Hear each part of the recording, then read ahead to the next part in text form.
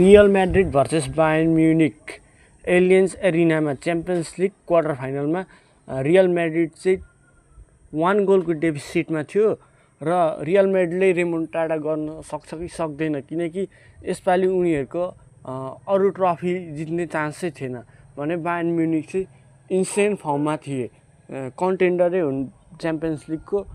First लेगमा 2-1 जितेपछि real म्याड्रिडले अब जसरी भए पनि त्यो गोल डेफिसिटलाई कम गरेर जित्न सक्छ सक्दैन भन्ने थियो र म्याचको सुरुमै म्यानुअल नोयर जसले चाहिँ सेन्टियागो बेर्नाब्यूमा man of the match performance दिएको थियो त्यस्तो कडा सेभ दिएर भने उनले चाहिँ एउटा हाउलर गरे जसले चाहिँ आर्दा गुलरले गोल हाने।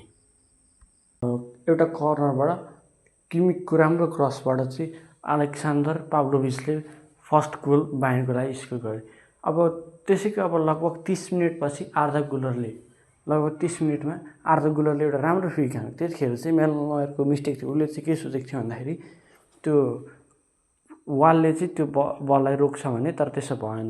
र त्यसपछि फेरि रियल म्याड्रिडले त्यसरी नै अपर्च्युनिटी बनायो र थर्ड गोल एमबापेले एउटा राम्रो काम फिनिस गरेर काउन्टर अट्याकमा भिनीको बलबाट गोल हान्यो र त्यसै गरी सेकेन्ड हाफमा जुन चाहिँ त्यतिखेर चाहिँ रियल म्याड्रिडले राम्रै खेलिरहेको थियो, तर जब एडवार्डो कामाभिङ्गाले डबल येलो खायो, त्यो स्टुपिड येलो खाएपछि चाहिँ बायर्न म्युनिकले अट्याक हान्न थाल्यो, किनकि उनीहरूको क्वालिटी छ। र 88 मिनटमा लुइस डियासले एउटा दामी गोल कर्लर टाइपको फिनिस गर्यो र त्यसकै अन्तिम डाइङ मोमेन्टमा ओलिसीले एउटा राम्रो कर्लर बल हानेर राम्रो गोल हानेर जित्यो।